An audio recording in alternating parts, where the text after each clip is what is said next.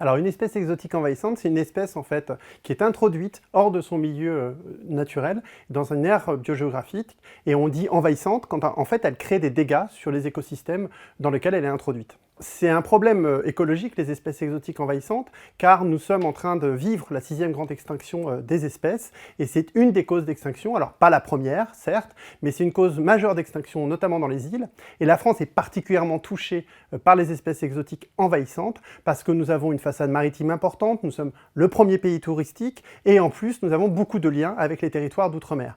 Et ça a des conséquences qui peuvent être d'abord écologiques, on a des écosystèmes qui peuvent être détruits par ces espèces, mais ça peut aussi avoir des conséquences sanitaires. On peut penser à l'ambroisie, on peut penser évidemment au chikungunya, qui risque de devenir endémique à cause des espèces exotiques envahissantes qui sont le moustique tigre.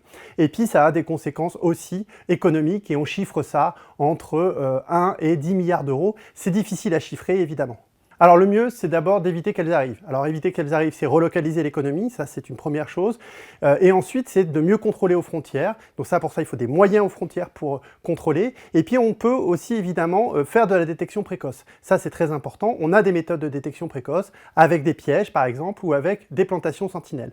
Ensuite et enfin, il faut mieux ensuite éradiquer ces espèces exotiques envahissantes. Ça peut être de l'arrachage, quelque chose qui est relativement simple, mais ça peut être des choses beaucoup plus complexes comme de la lutte biologique intégrée avec des technologies innovantes comme du génie génétique. Ensuite, ce qui nous semble important, et c'est là-dessus qu'on voulait conclure, c'est qu'il y a la COP 15 actuellement sur la biodiversité, et ensuite il y aura un rapport de l'IPBES sur les espèces exotiques envahissantes notamment, et ça c'est l'équivalent du GIEC, et suite à ça, il nous faudra revoir la stratégie nationale de lutte contre les espèces exotiques envahissantes, et afin d'avoir des préconisations un peu strictes, notamment en termes des espèces qu'on a dans le catalogue des espèces exotiques envahissantes, et de la façon dont on peut lutter, y compris sur les animaleries ou sur les jardineries, qui ne sont pas suffisamment assez réglementées.